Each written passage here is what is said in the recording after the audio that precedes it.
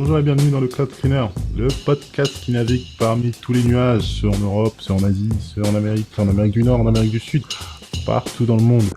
Je suis comme d'habitude avec Monsieur Jérôme Blin. Comment vas-tu, Monsieur Jérôme? Salut la compagnie. Non, salut Anthony. Salut Nicolas. Ça va, je sors de mon cours de boxe. Je me suis fait amocher la tronche comme un vieux loupard. Et puis, je suis prêt à mettre des crochets aux hyperscalers. Voilà. Ça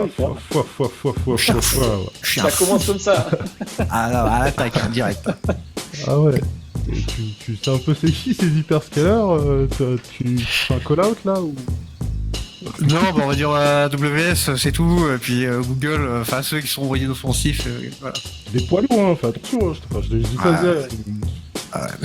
Mais je suis rapide. Je suis très rapide. Bonne chance à toi, mais moi je me désolidarise, mais bonne chance à toi Jean. Et je suis donc avec Nicolas Martinez aussi, invité du jour. Bonjour Nicolas, comment vas-tu? Bonjour, ça va très bien, vous? Oh, moi ça va bien. Jérôme il est très chaud comme tu as pu l'entendre, moi humeur classique. Ah ouais, j'ai ciblé le contexte, là, je suis prêt. Ok, alors, petite mise en contexte. Hier, j'ai fait un petit tour sur ma plateforme, le P2P, le Price Performance Portal, où vous pouvez avoir plein de détails à propos de plein de trucs sur plein de clouds. Et j'ai activé mes petits filtres, et j'ai mis un filtre France sur les zones. Les zones, pour définition, chez moi, une zone, c'est basiquement une région AWS, c'est-à-dire un ou plusieurs data centers connectés à haute vélocité avec faible latence. Typiquement, par exemple, EU West 1 en Irlande, c'est une région AWS et une zone chez moi. Et donc, je mets mon petit filtre zone et j'ai 32 zones. Sur ces 32 zones, j'en ai 17 d'origine française, avec du Levia, du Nuage, du Gandhi, du Ikula, du Scaleway, du OVH, bien sûr. Et pour le reste, on a du chinois, on a du luxembourgeois, de l'italien avec Aruba, et bien sûr, on a 9 zones américaines. Vous connaissez bien sur les Américains, Google, Azure, AWS, et on peut citer par exemple aussi Vultr, qui est dans les tiers 2. Et donc, je vous dis tout ça en fait pour exprimer la densité de fournisseurs cloud qu'on a en France. Dans ma DB, comme je vous l'exprimais, on en a 17 sur 32, c'est pas exhaustif, mais on en a 17 sur 32 qui sont français. Et ça me fait penser à un machin que j'ai entendu il y a quelques petites semaines de Monsieur De Villepin, qui nous disait qu'il y a une nécessité de créer un cloud européen. Et moi, quand j'ai entendu ça, j'ai pas ri, hein. Je me suis demandé de quoi il parle. Vraiment, sans ironie aucune, de quoi est-ce qu'il est en train de parler, ce monsieur. Parce que quand je regarde un peu tous les acteurs EU, en France, en Suisse, en Espagne, en Finlande, en Suède, ou peu importe, il y en a vraiment un petit peu partout. Dès qu'ils arrivent à un certain stade, en fait, ils passent, par exemple, de je suis le super cloud polonais à je suis le cloud européen. Enfin, du moins un cloud européen. Ils passent de je suis le cloud suédois 100% suzerain. Ouais, suzerain, ça se dit aussi d'ailleurs. Souverain. À je suis un cloud 100% européen. Et en fait, dans tout ça, il y a des belles ambitions, hein. Je tire mon chapeau, c'est très bien. Ils veulent passer de national à européen, puisqu'on a un cadre européen, on a un groupement européen, on a vraiment ce qu'il faut pour arriver à cette stature-là, comme le citait Monsieur De Villepin d'ailleurs. Et je pense que donc ils ont des belles ambitions, mais que les consommateurs ne suivent pas. Il y a peut-être plein de raisons du pourquoi, du comment. Moi, je vois surtout un effet de halo où, si t'es le leader de marché, les gens te regardent et les gens regardent les gens qui regardent et au final, tu restes leader et tu es leader parce que tu es leader, mais ce serait un peu être moqueur parce que bon, les cloud US qui sont les leaders de marché aujourd'hui sont doués, ils ont des technologies qui sont super et proposent des super choses. Mais au-delà de vouloir jouer la carte de la jalousie, en fait, je pense qu'il y a surtout de notre côté une évangélisation à faire. De montrer aux gens que quand ils choisissent un cloud X ou Y, qui soit nippon ou qui soit finlandais ou qui soit brésilien, Il y a des plus et il y a des moins.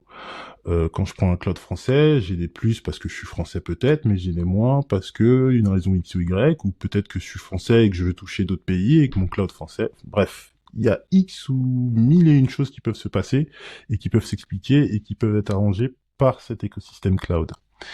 Et on peut opposer les clouds à dire lui il est meilleur, lui il est ceci, lui il est cela, mais on peut aussi les mixer et pas forcément les opposer, arriver à trouver des solutions, multi-cloud ou pas, hein, cloud hybride ou pas, mais il y a quelque chose à faire avec ce gros écosystème, notamment européen. Et cette évangélisation, cette bonne parole, je l'ai trouvée chez quelqu'un. Nul n'est prophète en son pays. Et moi, je me vois déjà apôtre de ces derniers. Et donc, je vous représente Nicolas Martinez parmi nous. Nicolas, on l'avait déjà invité dans le Cloud Screener, si vous vous rappelez bien, il y a peut-être 1 an ou 2 ans, je ne me rappelle plus exactement. On avait parlé de pas mal de choses autour du cloud, et depuis, Nicolas a sorti une solution qui s'appelle LayerOps, et je le vois un petit peu partout, j'entends parler de lui dans les discussions à propos de ce que sa plateforme peut faire, et du coup, je l'invite, et on va en parler aujourd'hui. Et donc, rebonjour Nicolas. Bonjour. Alors, LayerOps, c'est lancé. C'est quoi? Qu'est-ce que ça apporte? Qu'est-ce que ça permet de faire? Qu'est-ce qui se passe?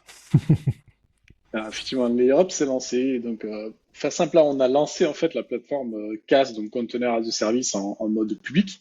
C'est-à-dire que là, vraiment, n'importe qui peut, dès maintenant, se créer un compte et créer un environnement multi-cloud, hybrid cloud, en moins de 15 minutes. Voilà. Et effectivement, l'ambition de l'EuroPS, si tu veux, c'est de rendre accessible à n'importe quelle entreprise, de la TPE à la PME au grand compte, la possibilité donc de créer justement un environnement donc multi-cloud et hybrid cloud avec la garantie derrière d'apporter la portabilité du déploiement des applications et d'apporter notamment la résilience multi-fournisseur, ce qui aujourd'hui en fait est adressé par des entreprises qui sont spécialisées dans l'IT ou des grands groupes qui ont des grosses équipes qui peuvent se permettre d'embaucher et de garder, parce que ça a encore une autre question, hein, la difficulté de trouver des compétences dans ce secteur-là.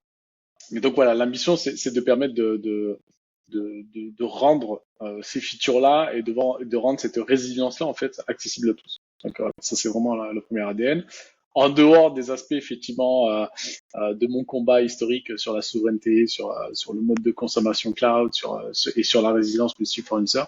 Donc voilà pourquoi on a créé LayerOps et on l'a lancé notamment sur l'offre SaaS public parce qu'on avait ça fait quelques temps là déjà qu'on a la version on va dire privée dédiée on-premise que nous on utilise par ailleurs avec mon autre société hein, qui fait de l'infogérance de plateforme web. Et donc voilà, effectivement, c'est sorti en version Caspi. Ok. Donc si je comprends bien, disons j'ai ma plateforme par exemple Cloud Mercato, 2-3 serveurs, une DB, Ouais. un front-end, un load balancer, etc. Je me dis, j'en ai marre d'être chez un cloud provider. Si il y a un astéroïde qui tombe en Allemagne, là où non, je crois que je suis en Finlande, je crois moi d'ailleurs. Si un astéroïde tombe en Finlande, pouf, il y a plus de cloud mercato. Il me faut un DRA, un PRA, un plan de reprise d'activité. Je peux aller chez les Ops, sans te parler même. Je suis sur ton site internet, je clique, clique, clique, Ouais, c'est clique. ça, Et à c'est partir de exactement ça. là, je donne quoi je donne, faut que je design ce dont j'ai besoin, faut que je donne une clé Alors, API. pour être plus concret, en fait, déjà la promesse de l'Europe, et le fait de le rendre accessible à n'importe quelle équipe, etc., c'est qu'effectivement, déjà la première chose, c'est qu'on va éliminer pas mal de charges techniques. Donc la première, ça va être tout ce qui est ce qu'on appelle l'infrastructure as a code. Donc d'aller créer des ressources computing et de déployer on va dire toute la partie infra chez des fournisseurs cloud ou sur des technologies de cloud privé ou sur des serveurs host dédiés que tu peux utiliser sur la partie hybride cloud. Donc ça c'est la première chose, on t'élimine cette partie-là parce que nous ce qu'on a compris c'est qu'en réalité il y avait beaucoup d'entreprises qui n'étaient pas multi-fournisseurs pour la simple et bonne raison que du coup elles avaient du mal à trouver des équipes qui étaient opérationnelles, qui étaient formées sur différents fournisseurs cloud. Et l'autre chose aussi, c'est que le fait, du coup, quand elles arrivent, bon, on va parler pour les plus grosses entreprises, mais quand elles arrivent à trouver des ressources qui sont compétentes. On va parler des Américains pour l'instant, mais c'est pareil pour les Français. Fournisseur A et fournisseur B, bien souvent, en fait, ça crée des silos dans les équipes. C'est-à-dire qu'on va avoir des spécialistes fournisseurs A, des spécialistes fournisseurs B. L'effet de bord que ça a derrière, du coup, c'est qu'en réalité, quand tu vas déployer tes applications, tu vas déployer sur fournisseur A ou sur fournisseur B.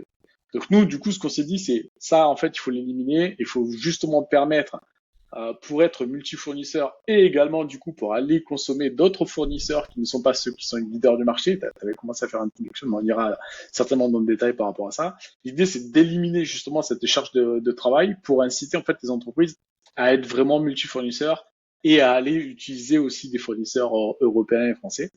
Et la seconde chose qu'on élimine aussi, c'est la partie d'orchestration. Parce que pour l'instant, donc sur le MVP, qui est assez large en termes de fonctionnalité, mais la brique aujourd'hui qu'on fait, c'est vraiment du container as a service. Donc on va plutôt aller challenger des offres de type Kubernetes as a service ou Rancher as a service. Par contre, nous, ce qu'on a pareil également détecté, c'est que le coût de connaissance, le coût de maintenance pour déployer en fait comme il faut avec toutes les features qui vont bien, qui sont strictement minimum en termes de sécurité, de backup, etc. De le faire avec Kubernetes, bah, ça demande en fait aux entreprises d'avoir aussi une expertise dans ce domaine-là, ce qui n'est pas évident non plus à trouver et à remplacer et à maintenir. Donc ça aussi, du coup, on élimine complètement tout ça, on apporte une abstraction complète, on essaie de faciliter au maximum, et donc on va te permettre à toi, bah, du moment que ton application entre guillemets est dockerisée, que tu vas utiliser une image Docker d'une techno, je dis n'importe quoi, Go, Node.js, PHP, enfin peu importe, tu vas pouvoir monter ton code en volume et en fait le déployer sur différents fournisseurs. Donc effectivement, nous après notre spécificité, c'est qu'on permet aux utilisateurs d'utiliser leur propre compte de facturation. Pourquoi? Parce qu'en fait, la première des choses, c'est qu'on veut garantir aux utilisateurs que l'Europe n'a jamais accès à leurs ressources, n'a jamais accès à leurs data. Ça, c'est hyper intéressant, notamment si on parle par la suite sur FISA, CloudOut, etc. Donc, nous, en fait, vraiment, en tant que fournisseur CAS, on a zéro accès sur la data de l'utilisateur. Donc, l'utilisateur utilise ses propres comptes cloud et ça lui permet notamment, en fonction de ses contraintes de son projet, les contraintes qui peuvent être soit techniques, soit réglementaires, soit tout simplement budgétaires, de choisir tel ou tel fournisseur, tel ou tel type de ressources et vraiment, du coup, d'optimiser son coût parce que pour le coup, comme il utilise son compte de facturation, il va encore en plus pouvoir, pour les fournisseurs qui le proposent, appliquer des stratégies de saving plan, de choses comme ça, et donc optimiser cette partie-là. Parce que dans leur environnement, ils vont pouvoir dire, voilà, moi je sais que telle application, je vais la déployer, dans un exemple chez OVH, voilà, et je sais que je vais utiliser ce type de ressources-là, ils vont pouvoir appliquer un saving plan et économiser 40-50% sur leur facturation. Voilà, j'essaie de raccourcir parce qu'il y a tellement de features, il y a tellement de choses que. Non, Est-ce que j'ai répondu à ta question? Non, clairement, t'as fait mon cheminement. Tu m'as coupé l'herbe de la question. Faut que je débarque avec un conteneur, avec une image du moins de conteneur. Oui, c'est du CAS, c'est du container as a service. Ouais. Et que dans ta roadmap, tu voyais plus aussi.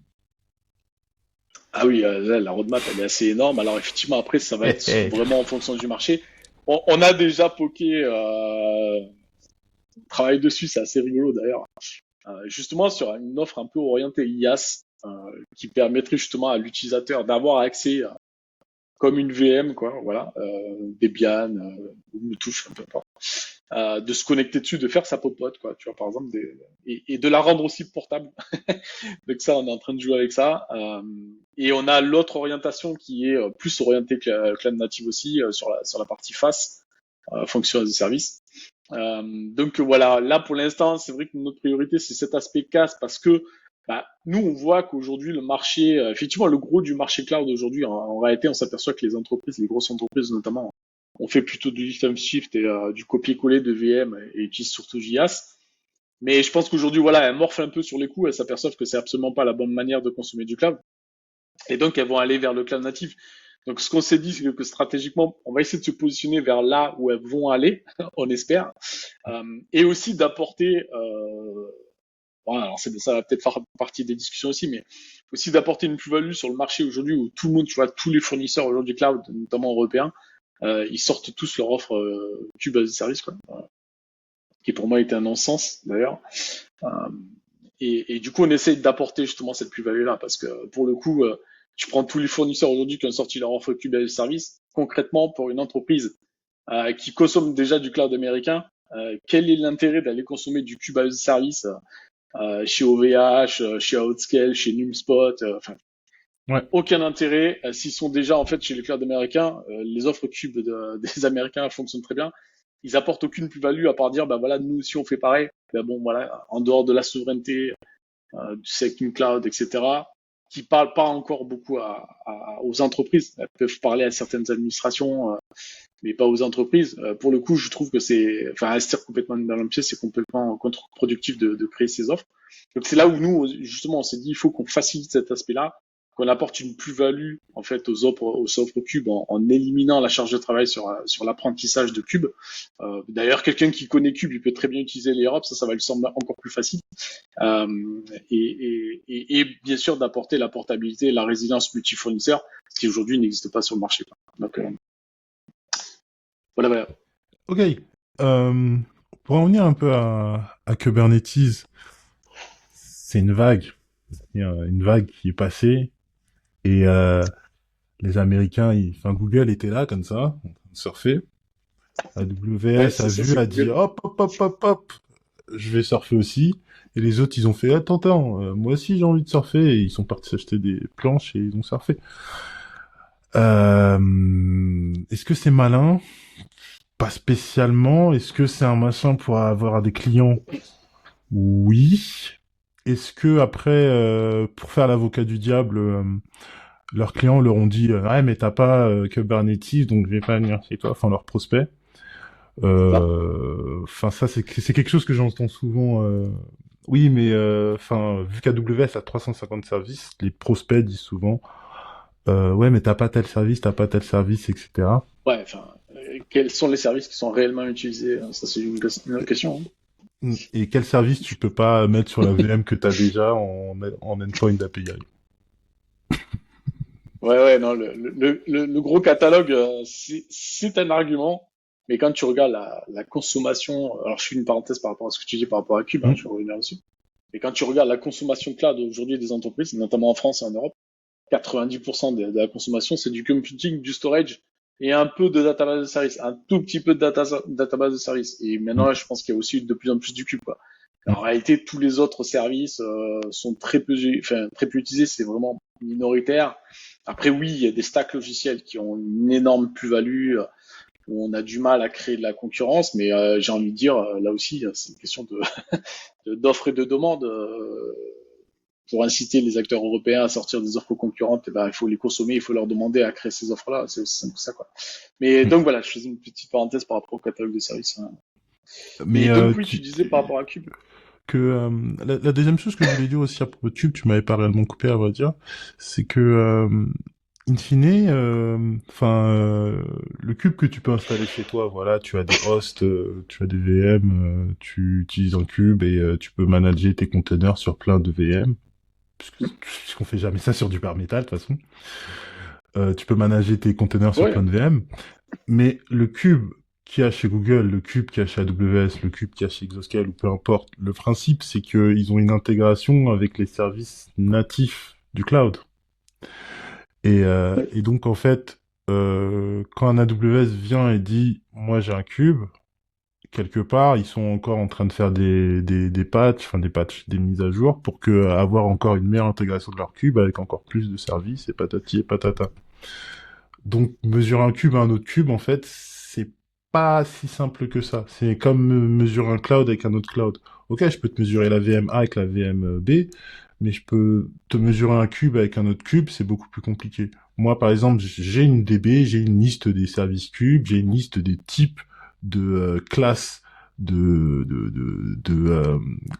conteneurs, de hosts que tu peux avoir chez les différents cloud providers, qui va me dire, celui-là, tu peux avoir 1000 nœuds, celui-là, tu peux avoir X conteneurs, celui-là, tu peux avoir etcd, etc. J'ai les features, j'ai un gros tableau, mais in fine, l'intégration, à savoir, intégration basique. AWS m'a donné un block storage avec 26 classes de stockage. Scaleware, on a une ou deux aujourd'hui. Je dis pas que l'un est meilleur que l'autre ou pas. Je dis juste qu'en fait, on est en train de comparer plein de services avec moins de services, qualitatifs ou pas. Mais comme tu dis, l'argument il tient pas. Si je suis Scalway et que je dis juste j'ai un Kubernetes, oui, mais ton Kubernetes, il est rikiki à côté de l'autre quelque part. Beaucoup moins de services, beaucoup moins de trucs. Donc ouais, je suis assez d'accord sur le truc de Kubernetes. C'est pas tellement un argument, c'est une vague. Il fallait surfer dessus pour que les clients, que les prospects lâchent pas, mais c'est pas un gros truc. Et par contre, ma question pour toi, ce serait De Villepin, il a tort. Alors, De Villepin, il a tort sur quoi? Sur le truc de dire qu'il faut faire un cloud européen, c'est ça? Ouais, il veut faire quoi, un CloudWatt ou un Gaia X? Qu'est-ce qui se passe? Ouais, non. Donc, deux trucs qui sont mornés, quoi. Euh, non, non, en vrai, pour revenir petite focus sur le cube, l'avantage du cube, la promesse du cube, c'est aussi quelque part de rendre, comment dire, tu utilises toujours de la même manière, tu vas utiliser, Ouais. grosse Ouais. maille, hein, tu vas utiliser un cube même s'il y a quelques spécificités, grosso modo, si tu veux, si tu sais déployer sur AWS, en théorie, tu sais déployer sur le cube d'un autre fournisseur. Donc ça, c'est quand même l'avantage du cube. Mm. L'autre question qui se pose, c'est est-ce que c'est toujours bien d'utiliser du cube en fonction de ses besoins? Ça, c'est un autre débat.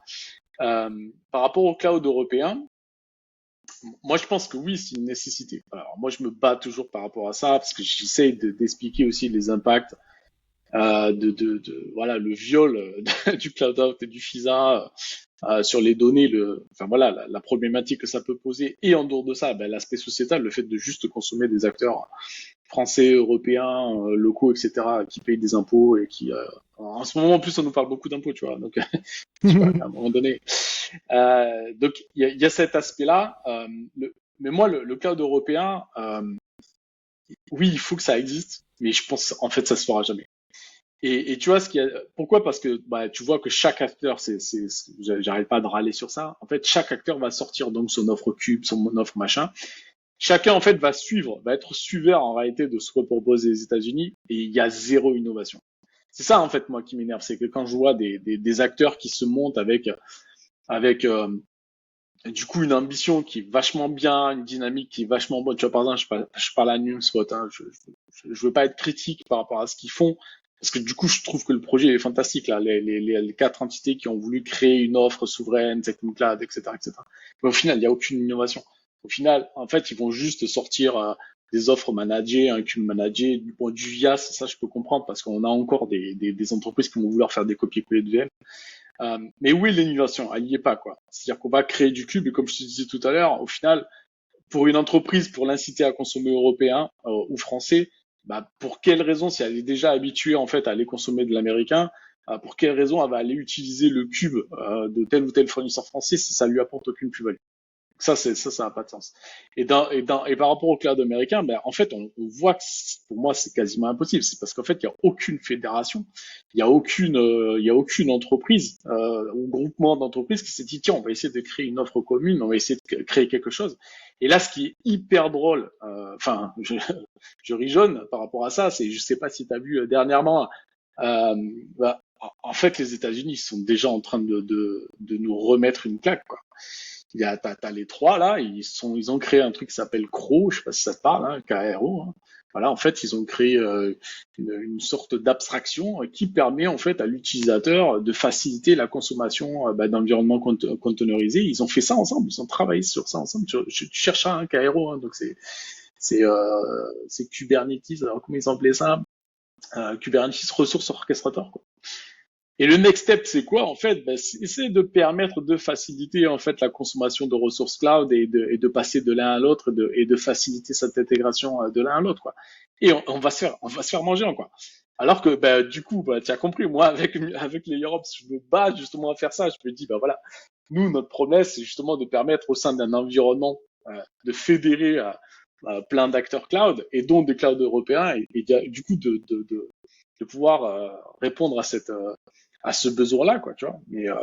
Mais du coup, franchement, quand j'en parle avec, ouais, je vais pas les citer, mais tu vois là, j'ai 5 clouds européens, Mm. bah, 3 sur 5, en gros, ils m'ont dit, ah, votre truc, c'est super. Par contre, pourquoi vous faites avec plusieurs fournisseurs cloud? Pourquoi vous faites pas qu'avec nous? Là, tu te dis, bon, ben, c'est compliqué. Voilà, Ouais. je sais pas si ça va avancer, quoi. Après, c'est un peu comme dans toutes les industries. T'aimes bien regarder ce que les copains, entre guillemets, concurrents font, sans trop non plus que ce soit la teuf. Et quand je regarde Crow, en fait, je suis sur le GitHub, là. C'est un peu marrant quand même de se dire qu'ils ont fait un truc à peu près multi-cloud. Alors qu'il y a 10 ans de ça, c'était vous êtes des grosses blagues à Ouais. parler de multi-cloud. Mais pourquoi? Parce qu'en fait, aux États-Unis, la résilience multi-fournisseur et le besoin, Ouais, en tout cas sur la partie orchestration ouais, multi-cloud, le besoin, il existe déjà. Nous, on est bien en retard en Europe. Euh, Encore que, là, je te dis ce matin, enfin, j'ai parlé avec le Luxembourg, souvent aussi avec la Suisse, etc. Ils ont déjà ces projets-là, eux. Hein, donc, c'est vraiment plutôt en France qu'on est vraiment en retard. Et là, tu vois que bah voilà, par rapport à cette initiative, c'est la première brique en fait qui va leur permettre à terme de créer des offres, une offre fédérée quoi. Enfin, je vois pas pour quelle autre raison ils auraient lancé cette initiative là hein, qui date. Là, tu vois, l'article il date de fin janvier 2025. C'est maintenant que ça se fait quoi. Donc voilà, ils ont chacun créé leurs petits tools qui permettent voilà d'aller vers cette nouvelle manière de consommer du cloud en mode conteneur. ouais. Bah après, le Donc truc, voilà. c'est que les Américains, enfin les États-Unis, c'est un pays, une nation, que chacun sa petite dose de patriotisme. Mais Ah oui, ils le l'Europe, sont vraiment. Ouais. ça pourra jamais, enfin, on sera pas patriote européen, peu importe ce qu'il arrive. Peut-être dans un siècle, mais pour l'instant, ça n'existe pas. Le gars qui se dit pour une Europe tous ensemble plus forte, j'ai fait mon entreprise pour tout le monde avec la culture, que j'allais dire les minoises, avec la culture des Balkans, plus la culture latine, plus la culture germanique, tous ensemble avec 35 langues, etc. Non, pour l'instant, Hmm. on peut pas se réunir comme ça. Gaia X, c'est super. Pour moi, c'est pas non plus mort, ça marche. C'est juste que, c'est ce que je disais tout à l'heure, l'adoption des consommateurs. Oui, alors là, après, en plus, c'est là aussi où les Américains sont très forts, c'est qu'ils ont réussi à faire de nos informaticiens leurs premiers prescripteurs, quoi. C'est-à-dire ils ont réussi à faire en sorte que et ça, j'arrive à le comprendre, hein. Mais à faire en sorte que là aujourd'hui, en fait, en réalité, il faut bien comprendre que ce sont pas forcément les entreprises. Ça va pas être le dirigeant d'une entreprise qui va fournir, qui va choisir un fournisseur américain. C'est pas le ministre de la santé qui s'est dit tiens, je vais aller mettre le Health Data Hub chez Azure. Quoi. Lui, tu dis Azure ou quoi. Non, c'est le Tecos. Hein. Mm. C'est le Tecos qui a été biberonné. Qui est tout content parce qu'il a payé sa certification $150 et il met ça sur son CV et on se dit waouh c'est extraordinaire il est expert de tel fournisseur et en fait c'est comme ça qu'en fait on a créé le verre dans la pomme on a créé des prescripteurs de solutions américaines dans nos entreprises et ça continue encore hein. D'ailleurs tu regardes combien de SN en fait aujourd'hui te parlent de cloud etc enfin moi j'ai repris des projets on m'a appelé sur des projets où des gars avaient vendu du cube chez AWS pour un besoin enfin, ça lui a Bateau. coûté une fortune pour un besoin de bateau, quoi. Enfin, un truc vraiment surdimensionné.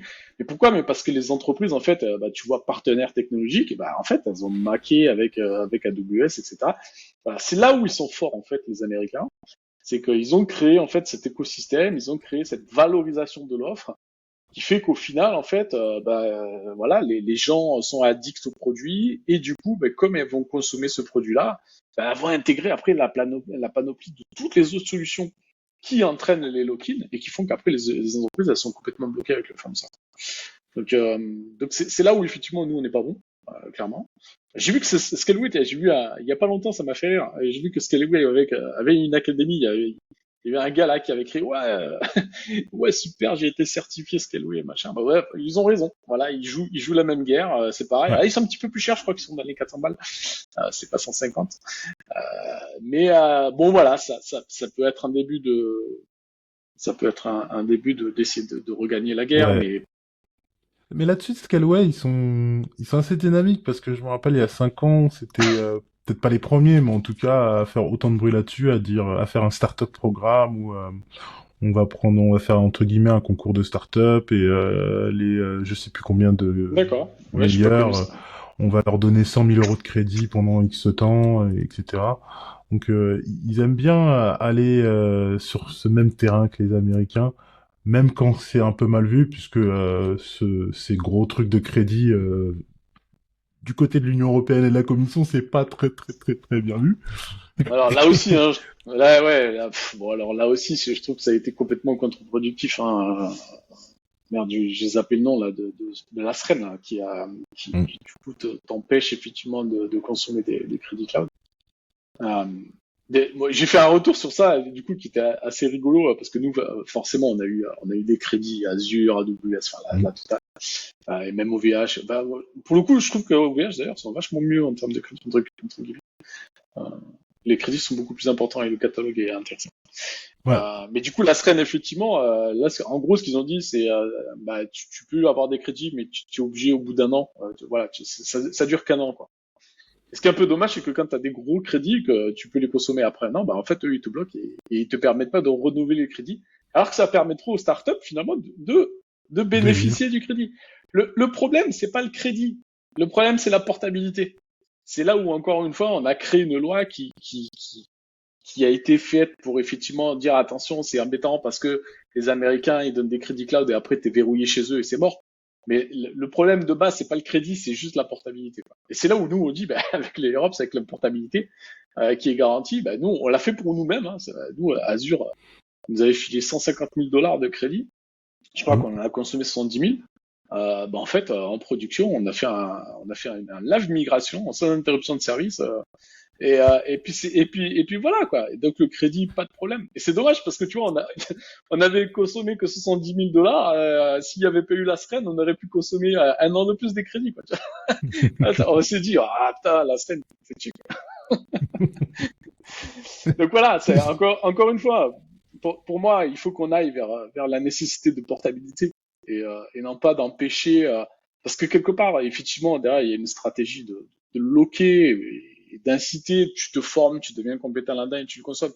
Mais en vrai, je trouve que c'est pas plus mal parce que ça permet aussi quand même de permettre enfin, ça donne à des startups le moyen de pouvoir consommer. Enfin, voilà, moi, je te prends rien que pour les Europe, hein, tu vois, pour nos plateformes de dev, etc. On l'a beaucoup utilisé sur ça, pour les plateformes de staging, etc. Bah, du coup, on a cramé 70 000 dollars, quoi, qu'on n'a pas sorti de notre poche. Donc, c'est génial. Moi, franchement, pour le coup, tu vois, moi, je suis pas pro-américain. Moi, d'ailleurs, en fait, je dis, tu utilises des clouds américains parce que tu as besoin de déployer aux États-Unis. En fait, c'est ça l'idée. C'est pas de dire il faut pas consommer américain. Il faut consommer en fonction de ton projet, de ton type de données, etc., etc. D'ailleurs, c'est pour ça qu'on permet aussi d'utiliser ces clouds américains. Mais pour le coup, ouais, voilà, moi je trouve que le programme d'Azure il est fantastique par rapport à ça. La seule nécessité à garder en tête, c'est la résilience et la portabilité. Voilà. C'est pas le fait d'avoir un crédit. Le fait d'avoir un crédit, en vrai, c'est une bonne chose. Heureusement qu'ils sont là, quoi. Parce que les crédits les crédits à 300 balles. À 300 balles, tu vois, bon, ok, tu testes ça pendant un mois, quoi, mais c'est pas ça qui va te permettre de scaler ta startup. Bref, Ouais, c'était une clairement, clairement. Moi, il y a quelqu'un qui m'incite souvent à prendre des produits américains. C'est Jérôme. Jérôme, America. Mais pourquoi pas? America Pourquoi first. pas? L'idée, c'est que le problème, c'est pas que ce soit américain, en fait. Le problème, c'est quel type de données, est-ce que ma donnée, je peux la sortir, je peux la migrer, est-ce que je suis verrouillé? Mais américain ou autre, hein, d'ailleurs. Le verrouillage, en fait, il peut être fait par un Français, hein. C'est pas un Clairement. problème.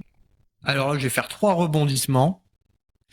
Let's Premier rebondissement. Alors, moi, il faut le dire, je suis désolé, en Drive, et je parle pas en cloud comme vous, IaaS, Space, etc., mais en Drive, les Américains, ils éclatent tout le monde pour un lambda comme moi. Ouais. Tous les services de Dropbox, Google Drive, tout ça, c'est 1000 fois mieux, c'est triste, mais c'est comme ça. J'ai essayé beaucoup les Suisses et tout ça, hein, il y en a des très bons, hein, Proton, Infomaniac, etc. Ouais. Mais pour un marketeur qui doit faire des fichiers vidéo, uploader des gros trucs constamment, c'est pas encore ça. Alors on espère que De Villepin, il va mettre un coup de pied dans la fourmilière et il va tout changer. Il nous entend. Et après, depuis l'élection d'une certaine personne outre-Atlantique, je me rappelle plus de son nom, j'ai un petit peu peur, sans basculer dans la paranoïa, mais je rapatrie quand même une bonne partie. Enfin, j'essaie de me dire, tiens, bon, il y a Apple Music, je pourrais aller chez Deezer, c'est français, même s'ils hébergent peut-être chez AWS, ou je sais même pas où ils hébergent leur data, etc., etc. Ou Spotify, qui est suédois, ouais, c'est comme ça. Donc j'essaye, je fais un petit effort quand même, hein. Mais c'est vrai que pour un mec qui code pas, qui sait rien de rien, la facilité, elle est là, elle est à l'américaine. On a été biberonné, même c'est con, hein, tout à l'heure t'en parlais un petit peu, mais même ne serait-ce que dans la culture populaire, on est bercé au film américain. Mais limite avant, enfin c'est limite si on se sent américain, quoi. Ici au Brésil, c'est encore pire. Ah ouais, peut-être. Ouais. Tout est américain. Après, sans parler de la CIA, etc., qui est partout en Amérique du Sud, mais il y a un truc qui fait que quand quelqu'un est élu aux États-Unis, ils en parlent autant que quand quelqu'un est élu au Brésil, quoi. C'est exactement pareil. Donc il y a une sorte de d'ombre par défaut, en fait, qui te pousse à penser comme ça, en fait. Une solution américaine. Et je pense que dans le cloud, en fait, c'est un peu pareil, comme tu le disais. Hein. Mais je pense que tu as tout expliqué, tu vois, sur ton cas d'utilisation. Et nous, c'est ça qu'on essaie de répondre. Et c'est pour ça que je critique, en fait, alors quelque part, ça m'arrange parce que ça met plus en valeur mon offre. Mais ce qui est important, c'est l'expérience utilisateur, c'est l'adoption. Et c'est pour ça que moi, aujourd'hui, quand je vois des acteurs qui se précipitent tous à fournir du cube, etc., etc., et de suivre, du coup, des offres qui existent déjà et qui sont matures et qui fonctionnent très bien chez les Américains. C'est pour ça que je dis que les acteurs français, en fait, ils se tirent une balle dans le pied à faire les mêmes offres, mais en mode souverain. C'est qu'ils facilitent pas du tout l'adoption, en fait. Exact. Ils font la même chose. Et c'est là où nous, on dit, mais non. En fait, c'est pour ça que nous, on pense vraiment apporter une plus-value parce que du coup, on permet de faire la même chose, d'éliminer 90% de la charge technique et de la complexité, etc. Et de rendre accessible à tous, en fait, le fait de pouvoir déployer des containers, de faire du cloud natif. Et ce que tu décris, c'est exactement ça. C'est-à-dire que les Américains, eux, là où ils sont doués, c'est qu'ils ont toujours créé des produits où l'expérience utilisateur était la priorité, quoi. Et ça, nous, en France, on sait pas faire. On sait pas faire. Enfin, Ouais. j'espère qu'avec les Europes, on sait faire. Mais je pense que voilà, la lacune en France, en Europe, je pense qu'elle est là. Ouais, alors en plus, j'essaye de lier ça dans mes questions, j'avais noté, mais cette consommation de services américains est aussi liée peut-être à un complexe qui fait que on se dit si c'est américain, c'est mieux aussi. Peut-être même si ça ne l'est pas forcément. Oui, Ce qui oui, fait ouais. que aussi nos ingés, ils vont essayer partout, à tout. Enfin, moi, je travaille avec des gens, des devs, des marketeurs, etc. Eux, leur rêve, c'est d'aller travailler aux USA, quoi. Pareil, là-dessus, ils sont C'est formatés. vrai. Ça leur fait chier Ouais. d'être à Perpignan ou à Tours, je sais pas où. Eux, leur rêve, c'est le but, c'est les US. Ouais. Quand c'est possible. J'ai même entendu pire que ça. J'ai même entendu d'un DSI, en gros, de dire le fait, mine de rien, d'utiliser des clouds américains, ça nous rend plus sexy par rapport à nos équipes informatiques qui leur donnent envie de venir travailler chez nous parce qu'elles vont se dire, bah tiens, on va travailler avec des produits américains. C'est dingue, hein. Ouais. C'est dingue. Donc, je pense qu'il y a un gros problème d'image par rapport à ça. Et ce problème d'image, elle est souvent décriée à tort ou à raison, c'est que c'est la réglementation, encore une fois, on perdrait trop de temps sur la réglementation qui freine l'innovation. Et donc, ce que je me disais aussi, c'est est-ce que ça, au fond, en fait, ça empêche d'avoir une souveraineté à terme. En gros, c'est cette réglementation qui est censée avoir une meilleure souveraineté qui empêche d'être plus souverain en ayant de plus grosses boîtes qui à terme, là où on pourrait sceller beaucoup plus une fois que les boîtes seraient plus puissantes, etc., etc. Encore une fois, je pense que de toute façon, effectivement, c'est l'usage qui crée c'est la demande qui crée l'offre. Et là où on est, encore une fois, pour moi, pas bon, et je le vois tous les jours avec les gros acteurs français et européens, c'est qu'en fait, on n'innove pas. En fait, on reproduit, on apporte juste effectivement des normes de sécurité. Alors ça, je trouve que c'est une excellente chose, hein. On apporte des normes de sécurité, etc. Donc ça, c'est super bien, mais j'ai envie de dire, pour moi, c'est pas de l'innovation, ça. C'est améliorer une offre existante, en fait, avec voilà, des contraintes légales, etc. C'est Et l'amélioration juridique, ouais. voilà, et d'avoir une promesse en termes de sécurité de données. Hop, je raccroche, pardon. Mais effectivement, c'est pas de l'innovation. Et c'est là où les Américains, en fait, ils nous tuent. C'est qu'ils apportent dans l'usage, en fait, une innovation. Ils améliorent l'expérience utilisateur et c'est ce qui font qu'en fait, les utilisateurs vont aller consommer plutôt des acteurs américains. Ouais, enfin, moi, c'est ma vision des choses. C'est vraiment ma vision des choses et c'est la vision qu'on a eue, en fait, avec les Europe. Ouais, je l'avais vu il y a quelques années même maintenant, putain. C'est que il y avait Bill Gates qui disait que lui, en fait, son truc, c'est le client insatisfait pour améliorer l'expérience. Il s'en fout des commentaires positifs, limite. J'exagère le truc, mais c'est que lui, il se focus à fond sur les retours négatifs, et puis à partir de là, il va créer ou améliorer son produit. Ah, c'est pire que ça. Nous, on a eu cette approche-là, là, quand on a ouvert la bêta, c'est que, effectivement, entre guillemets, tous les points noirs, si on peut appeler ça comme ça, qui nous ont été ressortis, c'est devenu une feature, en fait. C'est exactement l'approche qu'on a eue, et je pense qu'effectivement, mais la plupart des éditeurs, en réalité, je pense qu'ils pensent comme ça. Mais dans le cloud, en fait, au final, tu vois, franchement, j'aimerais avoir la réponse là, mais tu prends tous les acteurs là qui ont sorti la dernière année là, qui ont sorti leur offre Cube as a Service. Est-ce qu'ils ont demandé à leurs utilisateurs tu vois, franchement, hein, je me pose la question. Est-ce que le besoin c'était juste d'avoir une API Cube de manière à pouvoir juste déployer les services, ou est-ce que c'était, est-ce qu'il y a des features, est-ce qu'il y a une adoption, une facilité d'adoption qui pourrait être mise en place? Et ça, je suis sûr que ça n'a pas été fait, quoi. Enfin, en tout cas, aujourd'hui, toutes les offres qui sortent, je vois pas en quoi elles apportent de l'amélioration dans la consommation comparée aux offres américaines. Ça, c'est clair et net. Je me trompe peut-être, hein, mais c'est mon constat. Du coup, question, et en fait, j'aimerais t'amener sur un terrain, mais je suis une petite fouine manipulatrice. Vas-y. Est-ce que tu as un cloud, t'as un coup de cœur pour un provider? Alors, je vais dire un fournisseur, parce que, attention, on est en France. Est-ce que tu as un fournisseur coup de cœur? À part AWS, tu nous as dit off que toi, tu préfères AWS. Et que, voilà. Non, alors, très honnêtement, les clouds américains, un peu moins Azure, on va dire, mais ça marche bien. Très honnêtement, moi, AWS, ça marche bien, il n'y a pas de débat, quoi. Ouais, si t'es américain, ouais. Moi, j'ai une autre activité où j'infogère des plateformes, j'infogère de la plateforme sur AWS, sur Azure, de partout. Et clairement, AWS, c'est là où j'ai le moins de problèmes. Bon, voilà, petite parenthèse. Mon coup de cœur aujourd'hui, en tout cas, sur les plateformes qu'on a aujourd'hui rajoutées, effectivement, ça a été Exoscale, mais clairement, quoi. De par la performance. Voilà, de par la performance. Parce qu'au final, nous, on consomme, on fait exprès, hein, comme on apporte une abstraction technique, en fait, de tous les fournisseurs. Si tu veux, là où nous, aujourd'hui, juste la notion qu'on regarde, c'est combien de temps ça met pour créer une nouvelle instance. C'est juste ça, quoi. Et là, effectivement, ouais, Exoscale, bien, quoi. Je sais pas, Anthony, si t'as un retour sur ça. Mais franchement, canon. Donc, c'est pas européen, c'est pas français, ouais. Ouais. Ah, tu me demandais français? Non, justement, c'était pour savoir si tu préférais un européen ou un français. Justement, c'était pour savoir le degré de souveraineté. Ah ouais, non, je suis un fou. Après, moi, je consomme entre guillemets le strict minimum. Je vais pas consommer les services sur cette étagère, etc. Je suis contre ça, justement. Je suis pour le fait justement de faire tes propres bundles, ta propre marketplace et gérer tes apps. Bon, bref.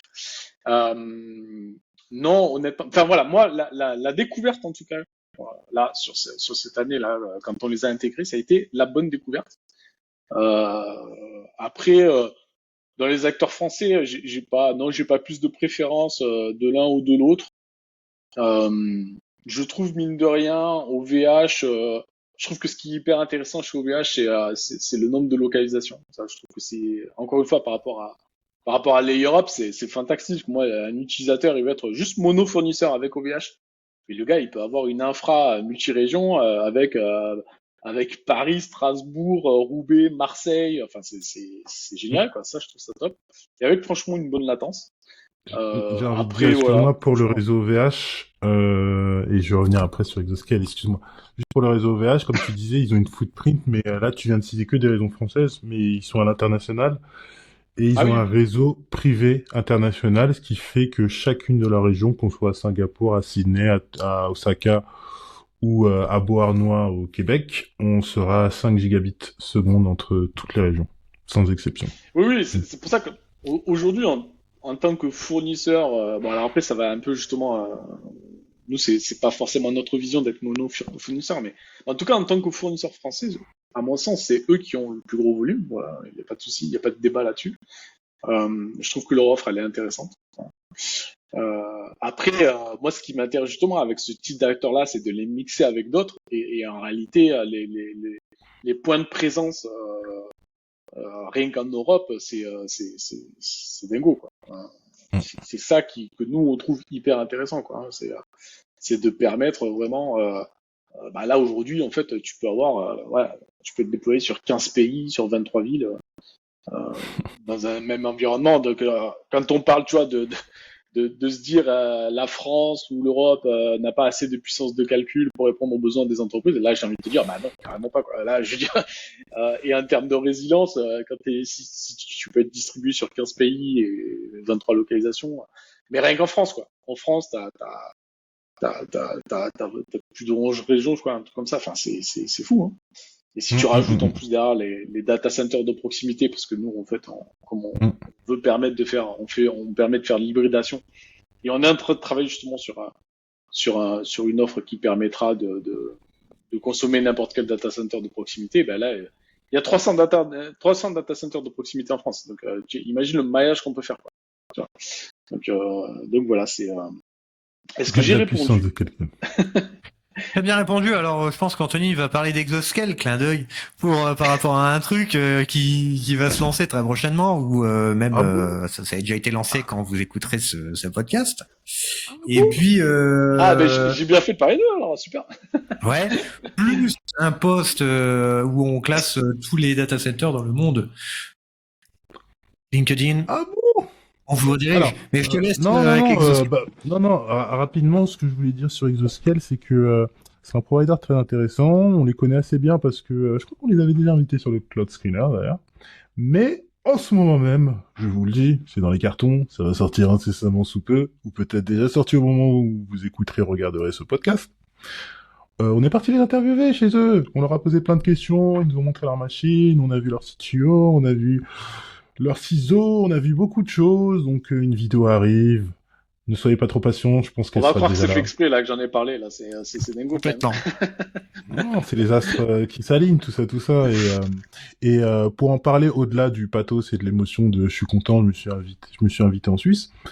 Ils sont très intéressants. Comme tu dis, c'est un cloud qui est très dans la simplicité. Je prends une VM, elle est là 3-4 secondes après. Euh, Performance du storage, super. Ouais. Prix, super. Et surtout, ce que j'aime bien, c'est qu'ils ont une différenciation au niveau des localisations par rapport aux autres clouds européens. Quand je suis un cloud européen fort, OVH, Scaleway ou encore d'autres, déjà généralement un cloud provider européen, il reste chez lui. C'est la première chose à savoir. Peut-être il a 2-3 régions par-ci par-là, mais souvent il reste chez lui. Si je suis un Scaleway, par exemple, je vais être en France, donc, et je vais ouvrir un data center en Pologne, comme ils ont fait. Je crois qu'ils en ont un autre dans un autre pays, mais il me semble qu'ils sont pas très internationaux. Ils sont européens, mais France, Pologne. Euh, Exoscale, ils sont suisses. Donc déjà, la Suisse, c'est à peu près l'Europe centrale, surtout vers dans la région de Zurich. C'est central, ils sont au milieu. Et ensuite, ils se sont dit, on va ouvrir des data centers en Autriche, en Allemagne, en Bulgarie. Et si on regarde un petit peu une carte européenne, bah, ils couvrent pas du tout les mêmes régions ou les mêmes locations que les autres cloud providers. Tout le monde Ça, va c'est se bien. mettre en Allemagne, tout le monde va se mettre à Amsterdam, tout le monde va vouloir être à London aussi et à Paris. Eux, Voilà. C'est bah, même en Allemagne, ils sont pas partis à Francfort, ils sont partis à Munich.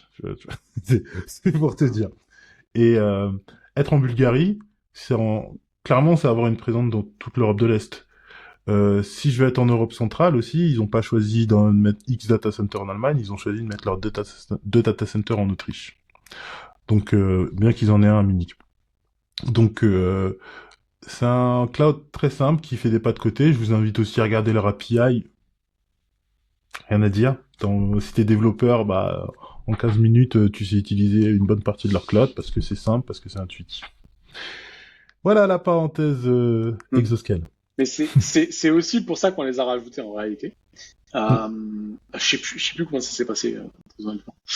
Euh, mais c'est justement par rapport à leur point de présence qu'on trouvait intéressant et qui était, comme nous, on est euh, dans le multicloud et donc on veut permettre aux utilisateurs dans un même environnement d'utiliser plusieurs fournisseurs.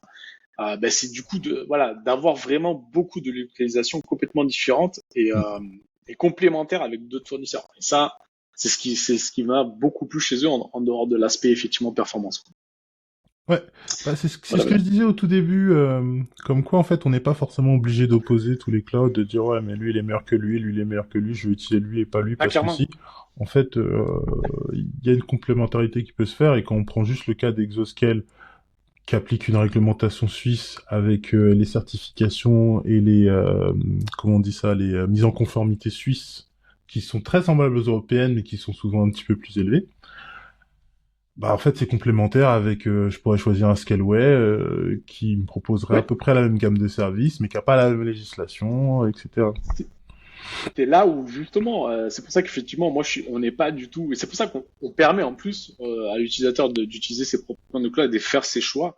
Et Mm. c'est là où effectivement, tu vois, quand tu parlais et c'était 2020, hein, j'ai pas vu il faut que je la vois cette interview.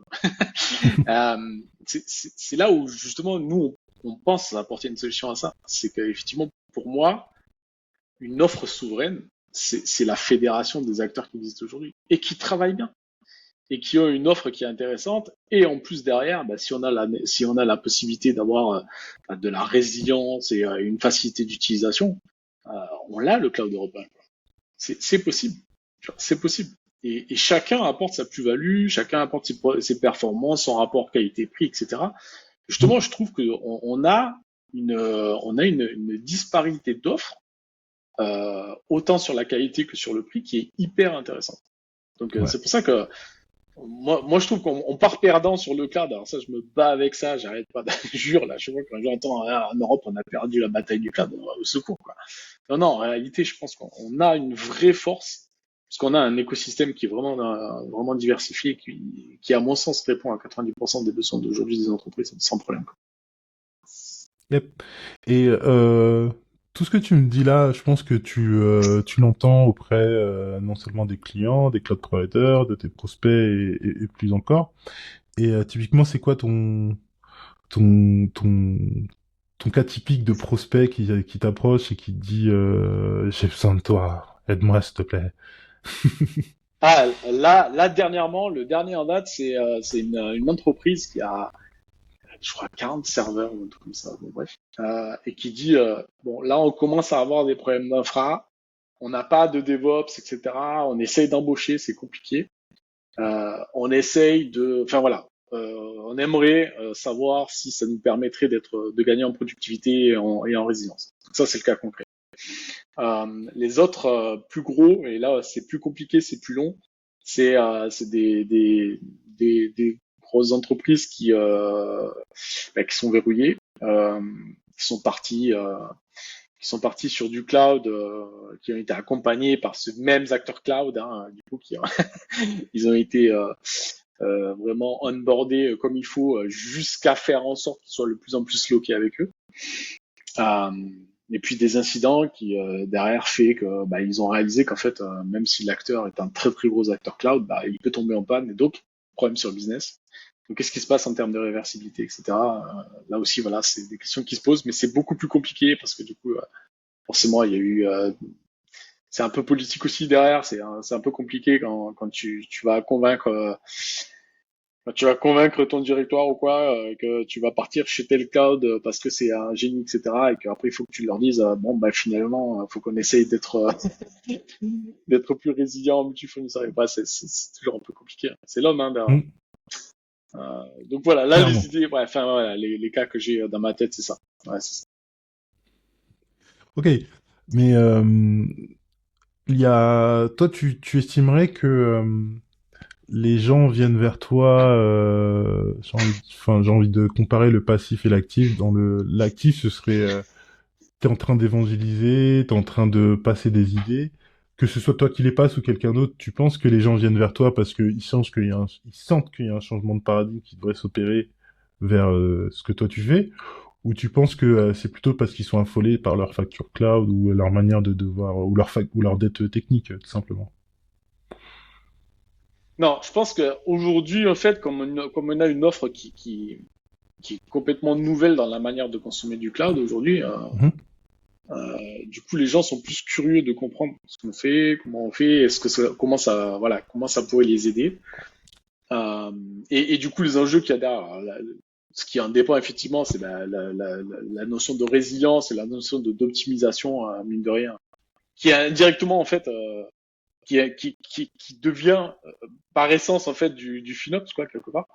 Euh, mais c'est plus ça, c'est plus effectivement la notion de multi-cloud, etc., qui commence petit à petit, voilà, en France à être un petit peu plus connue, on va dire. Parce qu'en fait, aujourd'hui, quand on parle de multi-cloud, jusqu'à présent, en fait, c'était soit l'un, soit l'autre, quoi. Quand tu prends les offres aujourd'hui, t'as plein d'acteurs qui disent, bah ouais, mais nous, on fait du multi-cloud. Oui, ils Mhm. te permettent de déployer à droite et à gauche, quoi. Mais ils te permettent pas de faire à droite plus à gauche.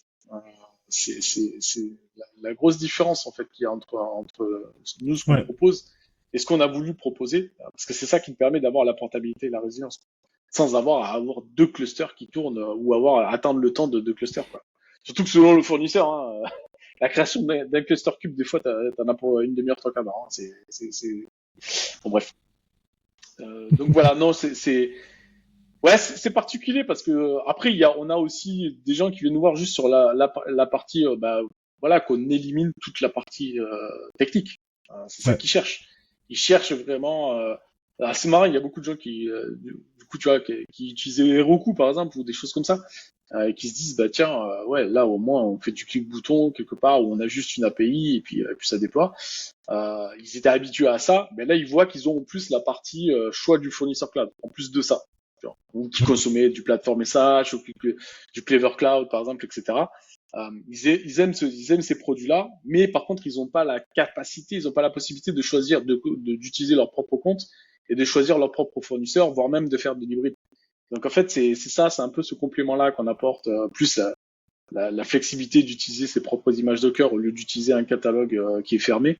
Je pense que c'est plus ça, plus la flexibilité, la portabilité et la liberté en fait au final. Ouais. Tu vois, dans tout ce que tu me dis, là par exemple, tu viens de me citer Heroku, et j'ai Hmm. l'impression que euh, tu milites beaucoup pour le pass privé, où qu'il soit. Je C'est-à-dire. m'explique. Je m'explique. Je dis souvent que les gens qui veulent utiliser Kubernetes, c'est parce qu'ils veulent un pass et qu'ils l'ont construit eux-mêmes. Kubernetes, in fine, c'est des DevOps, des sysadmins, etc., qui construisent une grosse plateforme pour que les devs ils puissent venir et que leur application elle, soit déployée facilement, etc. Donc en fait, on retourne aux bases du DevOps et on dit prenez-vous la tête à construire une bonne plateforme pour vos devs et votre business il va rouler.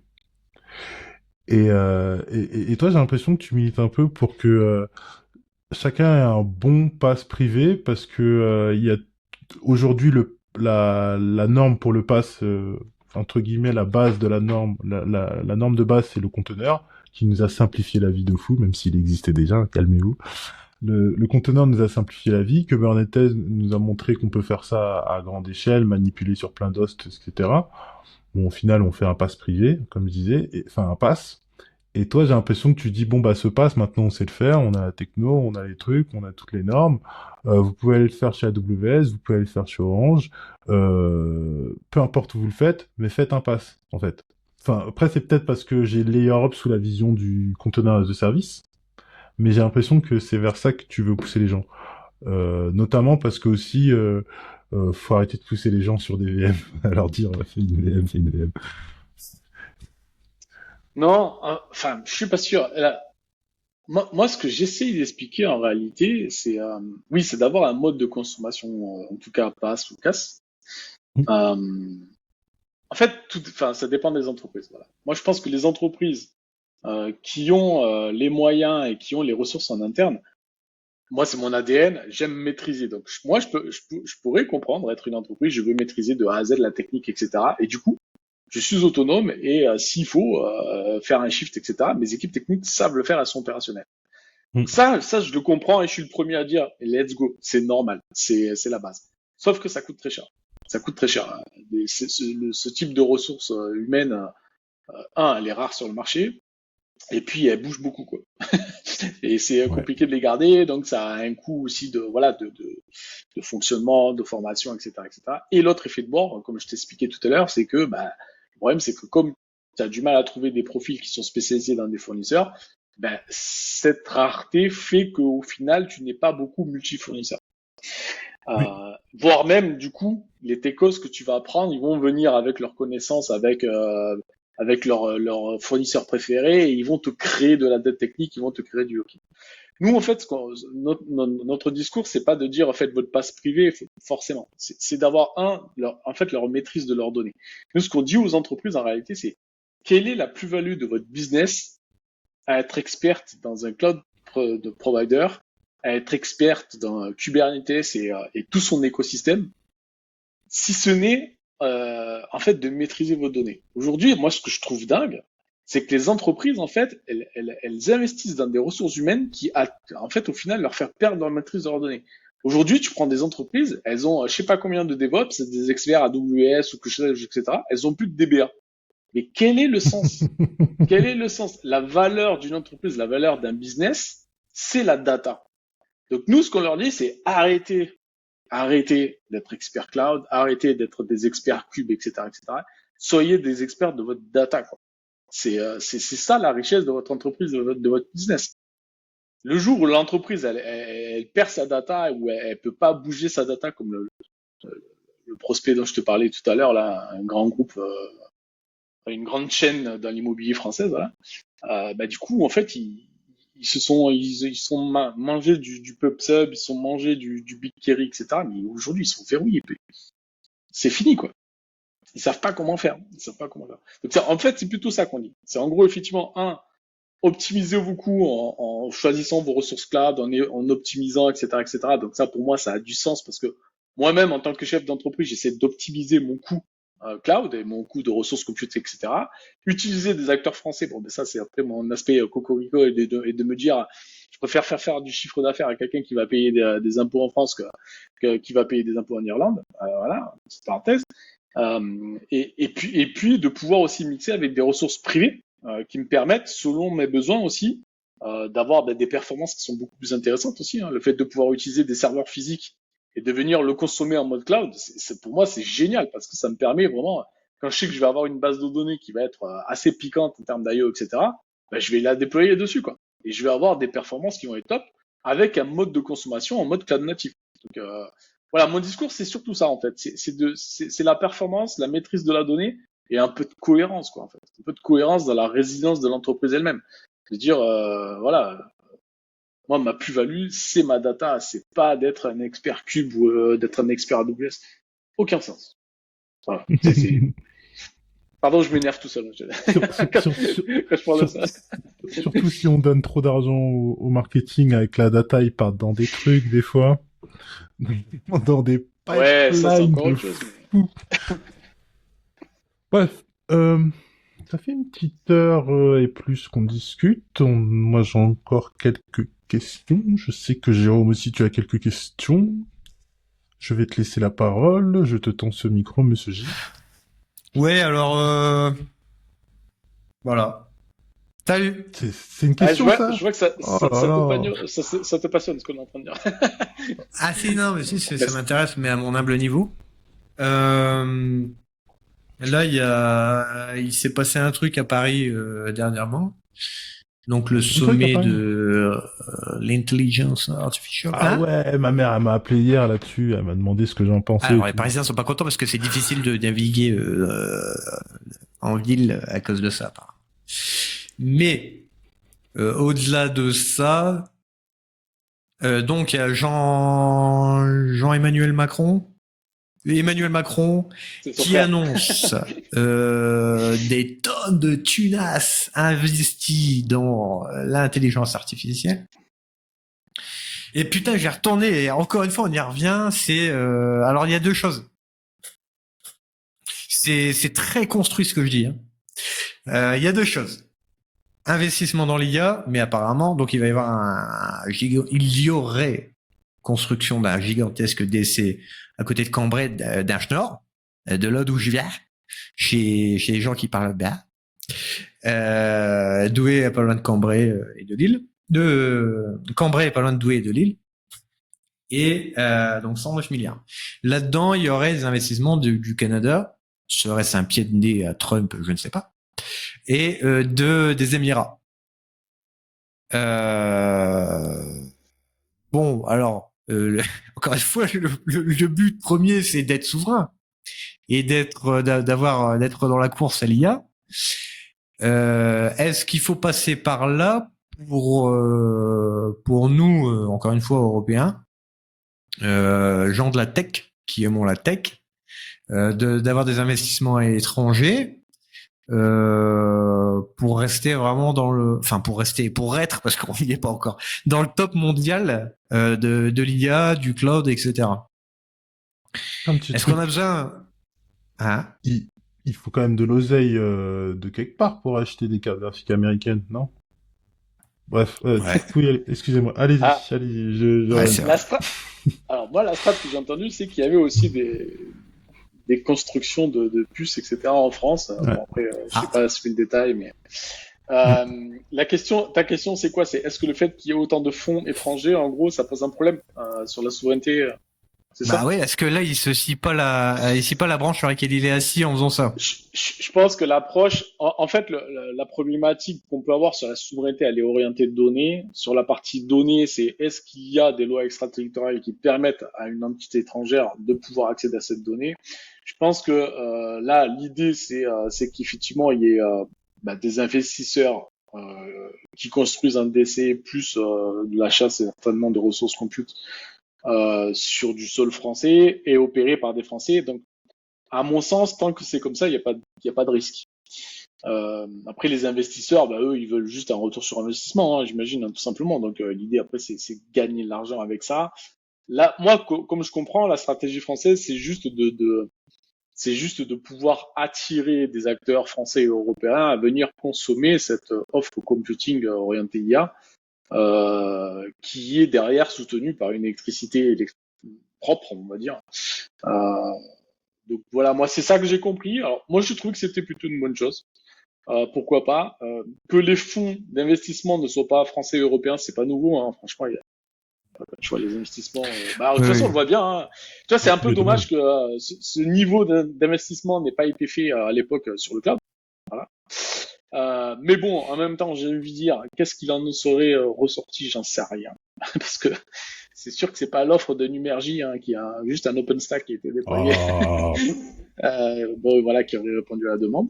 Et encore que, tu vois, on parle c'est quoi, c'est Lidl, hein. Lidl, ils ont fait leur cloud, allemand, machin. C'est juste de l'OpenStack aussi. Hein. Bon. Ouais. OVH Cloud aussi. Enfin bon, bref. Donc voilà, pour revenir sur ton truc, est-ce que ça pose un problème de souveraineté? Je pense pas. Après, très honnêtement, je pense que celle-là, j'arrive au bout de mes compétences sur la partie légale, etc. Mais à mon sens, tant que c'est opéré, géré par des Français et qu'il n'y a pas de notion de loi extraterritoriale, en théorie, bon, ça devrait aller, quoi. Toi, tu dis de l'IA générative ou autre? Très peu. Ouais, très peu. Alors c'est marrant parce que la dernière fois qu'on a fait ensemble une session, justement, tu m'avais posé la question, je crois. Qu'est-ce que t'en penses de l'IA? T'es bluffé? Et je t'avais répondu, pour l'instant, je vois pas trop. Et aujourd'hui, à part, dans le médical, etc., ça j'arrive à comprendre. Bon voilà, je pense que c'est un outil qui peut faciliter l'adoption. Tu vois, par exemple, nous, on a une idée de comment on va utiliser l'IA, c'est-à-dire de faire du prédictif. Parce qu'en fait, nous, l'idée derrière, si tu veux, c'est de collecter pas les données d'utilisateurs, hein, mais de collecter la, la, la- les clouds utilisés, la disponibilité des clouds utilisés, la performance des clouds utilisés, d'en faire de la data, et Hmm. par rapport à ça, de faire du prédictif avec de l'IA. Voilà. Ça, c'est notre strat, c'est vers ça qu'on va en fait en réalité, de manière à pouvoir faire en fait entre guillemets du conseil automatisé, et l'utilisateur accepte ou pas ce conseil. Comme aujourd'hui, tu vas demander à une IA générative, tiens, parle-moi de tel sujet, etc. Puis toi, tu vas te réapproprier le texte Hmm. avec ton adaptation. Voilà, c'est un peu l'idée. Donc, ouais, je pense qu'aujourd'hui, l'application en dehors de l'IA générative sur le texte, sur les images, etc. Je pense qu'aujourd'hui, on n'a pas des grosses applications bluffantes, à part sur le médical et tout. Là, j'ai vu des trucs sur ça, j'ai trouvé ça génial. Mais j'avoue qu'autour de moi, voilà, non, je suis pas un gros consommateur d'IA, moi perso. Mon dev, il aime plus. Mon dev, il aime plus. Pour te dire, là, mon associé, là, lui, il est plus friand de ça. Mais moi, c'est pas Justement, bon. une de mes questions, c'était justement qu'est-ce qui a changé depuis le dernier podcast par rapport à ça? En fait, rien, quelque part, Non, alors par dans contre, ton c'est beaucoup approche. plus accessible. Moi, ce que j'ai Ouais. trouvé hyper intéressant, par contre, c'est DeepSeek. Ça m'a beaucoup plus parlé parce que aujourd'hui, moi, ma grosse crainte, alors c'est marrant parce que du coup, la strat de l'énorme data center, avec je sais plus quelle puissance électrique, pourquoi? Parce qu'en fait, on se dit aujourd'hui, pour faire tourner des l'IA, etc., c'est hyper consommateur en ressources. Et là, ce que j'ai aimé avec cette histoire de DeepSeek, même si encore une fois, je suis pas du tout spécialiste, hein, mais ce que j'ai retenu en tout cas, en dehors de l'aspect open source, c'est l'aspect, ça consomme beaucoup moins de ressources.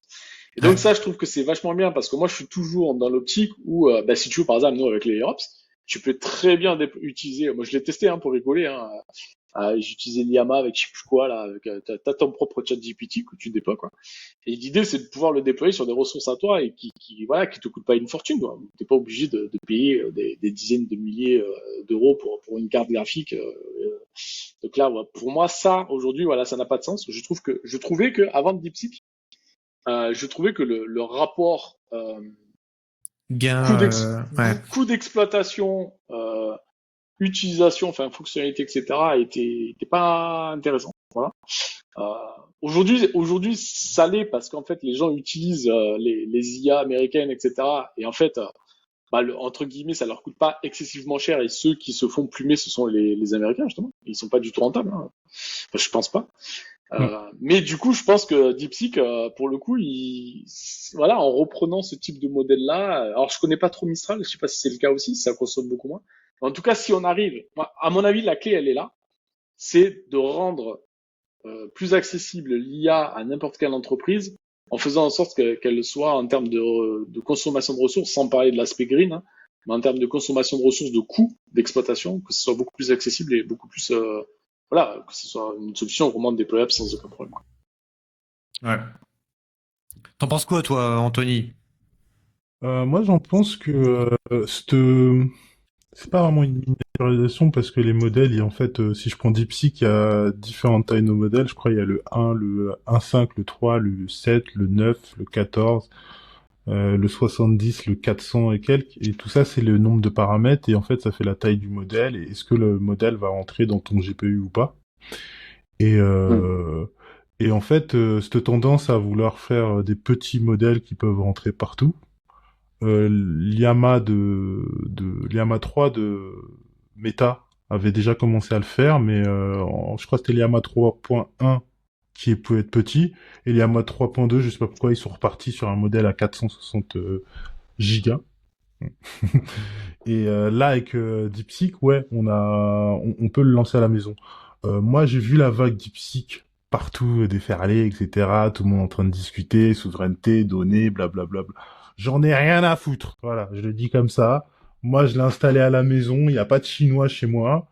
Et je lui pose des questions et il me répond et il n'y a aucun souci. Voilà. Et la T'as vu, fonctionnalité... t'as le livre du Parti communiste sur ton bureau, par contre, faut que tu Ah, le je peux lui... retires. Ouais, mais c'est exactement ça. Je peux lui poser Tian Yamsker, les Ouïghours, je peux lui poser toutes les questions que je veux. Il va me répondre et je suis chez moi. Et il y a quand même, il y a ce truc-là, Nicolas, que tu dis, comme quoi en fait, je peux le faire tourner avec très peu de ressources. Il y en a qui arrivent à le mettre sur mobile, etc. Et pour moi, quelque part, c'est plus l'avenir des IA grand public que ChatGPT. Enfin, je discute Bah, avec des gens qui se disent on va faire un petit IA sur notre site web, etc. Si je dois prendre une H100 à 2,50 € de l'heure, ce qui est très peu cher, 2,50 € de l'heure pour une H100 qui tourne 24 heures sur 24, 2,50 € de l'heure fois 730, ça nous fait 1500 € à peu près. 1500 €. Est-ce que vous voulez mettre 1500 € pour servir 24 heures sur 24 une personne? Parce que votre modèle, il va rentrer sur une carte graphique qui va servir une personne. Il en faut plein d'autres, il faut charder le machin, il faut faire plein de trucs. Non, mais Ça, c'est sur les gros c'est là où modèles. je pense qu'il y a une grosse piste, il y a une grosse piste sur cette optimisation-là qui est intéressante. Ouais, et moi, mon modèle que j'ai à la maison, je sais très bien qu'il est pas aussi performant qu'un ChatGPT, que quand les gens viennent me dire ouais, mais ChatGPT, oh, il peut me produire des images, des faire ceci, des faire cela. Moi, c'est pas grave. Je sais que l'open source peut être un petit peu à la ramasse, avec 1 an, 2 ans de retard. Mais en attendant, je sais que dans 1 an, 2 ans, j'arriverai à faire tourner une IA super compétente chez moi. Je sais que le week-end, je m'amuse à entraîner mes IA à la maison sans carte graphique sur un Mac, et que donc j'arrive à leur mettre des données et pouvoir les rendre plus intelligentes. Et pour moi, c'est ça l'avenir. C'est des petites IA un peu partout et pas un gros centre de données. Ça peut être Oui, utile, mais le gros centre de données, hein, mais les IA un petit peu partout, je pense que c'est plus utile. À l'image ouais, mais de... je pense. Vas-y, excuse-moi, Nicolas. Ouais, excuse-moi, je te coupais, mais si tu fais référence au gros data center, je pense que là, l'idée, c'est pas que ce soit celui qui va faire un chat, un chat super dynamique. Ce data center-là, il est pas fait pour ça. Il est fait pour, j'imagine, le médical, la Ouais, recherche, il en parlait etc. du médical, ouais. Voilà, Ouais, c'est tout surtout à fait. ça. Mais là encore, tu vois, ChatGPT, c'est là où, tu vois, on revient sur la discussion de là où, entre guillemets, les Américains, ils sont bons. C'est qu'en fait, ils ont rendu accessible à tous bah, l'IA, quoi. Mm. C'est-à-dire que là, ils ont créé ce chat. C'est ça, en fait, qui a fait le succès. Avant ChatGPT, mais ils n'entendaient pas parler d'IA, quoi. Ouais, c'est ça la Et friction. là, depuis ChatGPT, maintenant, tu regardes la télé, tu vois, le mec, il te dit, les lunettes ont été faites avec l'IA. Maintenant, t'as l'IA de partout. C'est là, voilà, c'est là où ils sont bons et c'est là où on doit être bon aussi. C'est dans le cadre d'usage, je pense aussi, et dans la création de nos propres modèles et dans l'hébergement de ces modèles-là pour que les données, quoi, parce que quand on va venir entraîner ces données, ces modèles, que les données soient effectivement chez nous en Europe, c'est bien. Et si c'est chez nous dans notre entreprise, comme tu parles, Anthony, c'est encore mieux. C'est encore top. Nous, c'est la strat. Nous, c'est la strat. C'est de faire notre modèle avec nos données à nous, mais hébergé chez nous, quoi. Ouais. Sans membre du Parti communiste ou juge affilié avec la CIA, parce que c'est strictement la même chose, hein, faut être honnête. Tout ce qu'on reproche à DeepSeek, en fait, ChatGPT, je peux lui reprocher, je crois. Oui. D'un côté comme de l'autre, ouais. Après, bon, est-ce que j'ai envie que ce soit le gouvernement français qui prend mes datas? Je prends ça. Je sais pas. Ouais, alors je pense que c'est plus compliqué Ouais, ce sera plus compliqué pour le légalement gouvernement. voilà, ouais, c'est plus compliqué. Alors que aux Clairement. États-Unis ou en Chine, pour eux, c'est pas de problème. Hein. Et du coup, toi, tu te vois utiliser quoi comme modèle? Tu te vois utiliser Mistral ou Ah, je suis complètement incompétent. Ok. Très honnêtement, je m'y suis pas plongé. Je te dis, par contre, mon associé, lui, je sais qu'il joue avec ça. Mm. Il a commencé à faire des POC, etc. Lui, il est plus optimiste que moi, on va dire. Moi, je suis pas trop là-dedans. J'ai testé parce que je voulais voir est-ce qu'avec les Europs, je peux déployer mon chat GPT, quoi, en gros. Donc voilà, j'ai joué avec ça. La documentation, elle est très bien faite. Hein. Surtout que beaucoup de ces langages sont dockerisés aussi. Hein. Donc bon, voilà, après les performances, elles sont pas terribles, mais en même temps, j'ai envie de dire, tu prends un gros serveur dédié, t'as la puissance de calcul, à mon avis, pour une TPE PME, ça suffit largement. Hein. Ça te coûte 150 balles par mois, ça tourne. Mais voilà, sur l'usage, etc., tu vois, rien que d'aller entraîner de la donnée, etc., j'ai même pas regardé comment ça se passait. Franchement, c'est pas du tout mon urgence aujourd'hui. Par contre, effectivement, Anthony, mon associé, il joue déjà. Il joue. Ah, c'est normal, on n'a pas le même profil. Hein. Moi, je suis un ops à la base. Hein. Je suis un sysadmin. Hein. Lui, c'est vraiment le dev, quoi. Donc, clairement, et en plus, l'IA, souvent, c'est fait pour répondre aux questions dont tu as la réponse, mais tu n'as pas le cheminement. D'accord, ouais, non, non, mais bon après, si ChatGPT, j'ai joué avec, hein. Franchement, j'ai pas mal rigolé sur ça. Euh, mais enfin voilà, ouais, franchement, demain ça disparaît, ça change pas mon quotidien. C'est vrai. Mais C'est vrai voilà, que vu encore une comme ça, fois, moi aussi, ouais, tu me l'enlèves demain, pour mon elle utilisation à continue moi, très tranquillement. honnêtement, c'est pas. Elle continue tranquillement. Bah, du coup, je sais pas si tu as une petite dernière question à poser, monsieur J. Non, c'est tout. Je vais juste faire part d'un truc que j'ai lu ce matin et là dans le journal parce que je lis le journal comme un vieux et comme Des un fois, il ouais, et je voit parle des comme extraits et tout, et il me dit, hey, t'en penses quoi et tout. ouais. Envoie-moi un PDF, une URL. Je Il sais y pas. a, Bref. il y a de beaux graphiques sur le journal que je lis. Ouais, ce qu'il disait, c'est que il y a la génération d'enfants, là, comment on appelle ça, là? C'était alpha, donc là, ça va être la génération bêta. Les Covid, ouais. La génération bêta, c'est la première génération qui va naître avec l'IA, on va dire. Donc, éduquée au chat GPT. C'est Donc, bien d'avoir appelé bêta. non, mais alors, ce qu'il disait, c'est que la version alpha, la génération alpha, elle, c'était TikTok, on va dire Instagram, machin, tous les réseaux sociaux. Donc là, c'était le sommet, on va dire. Et là, ça risque d'être un peu mieux avec l'IA parce que ça demande un peu plus de raisonnement, on va dire. Tu vois, pour faire ton prompt et de meilleure communication, de capacité de communication, de capacité verbale, Hum, cognitive, hum. utiliser un Ouais, peu ouais. plus le cerveau, quoi. Hum. Bah, on voit ça dans 10 ans. Bisous. Ouais, Voilà. par contre, moi, par rapport à ça, je suis pas du tout pessimiste et inquiet sur cette histoire d'IA. Je pense que ça va effectivement juste changer les usages et Ouais. la manière dont on traite, tout simplement, dont on utilise, etc. Alors oui, ça va peut-être changer certains métiers, etc. Mais en réalité, c'est ce qui s'est passé avec l'arrivée de l'ordinateur, des robots dans les entreprises, etc., etc. Voire même, si on remonte beaucoup plus loin, quand on a commencé à faire des livres, on s'est dit, au moins d'une, on n'a plus besoin d'enregistrer tout ce savoir dans notre tête, on va l'écrire dans un Ouais. livre, c'est un gros problème. Ouais, tu vois.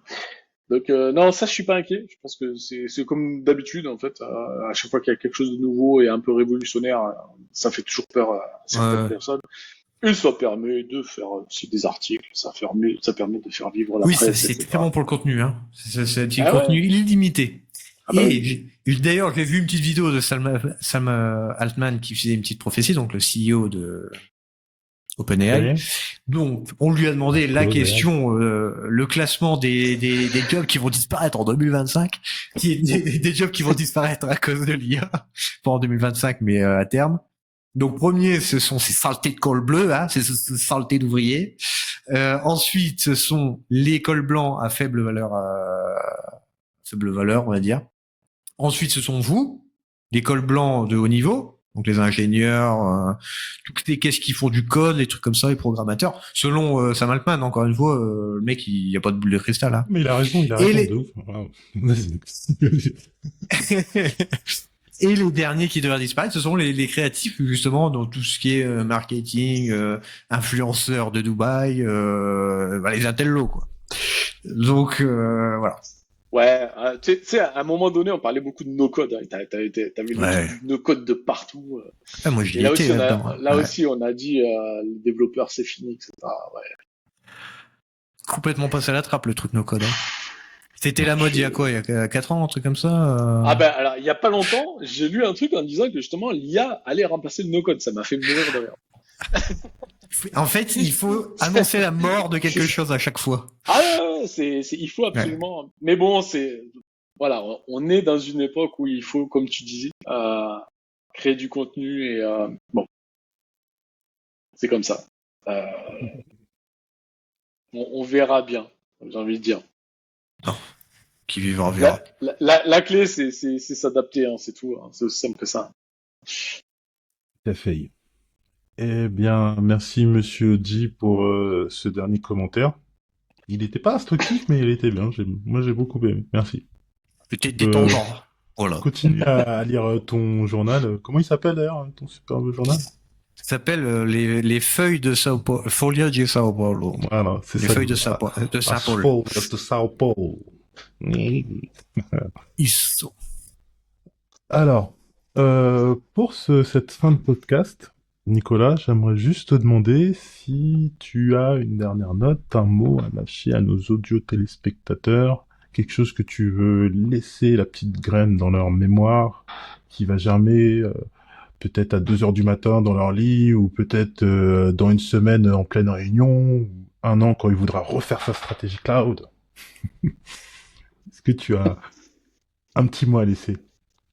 Euh, non, pas spécialement. Bah, encore une fois, enfin, si, peut-être, là, ce que j'arrête pas de dire à tout le monde, quoi, c'est, voilà, de reprendre la possession de sa donnée, la maîtrise de sa donnée et de focaliser sur quoi on apporte vraiment, sur quoi on a vraiment de la plus-value. Alors, moi, je pense que là encore, tu vois, l'IA, etc., tout va dans le même sens, en fait, en réalité. C'est l'outillage.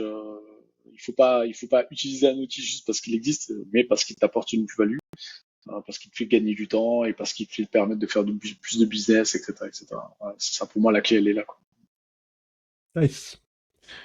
Eh bien, sur ce, toi, audio téléspectateur, si après 1h34 à peu près, tu es encore là, comme je le dis toujours, c'est que tu es brave.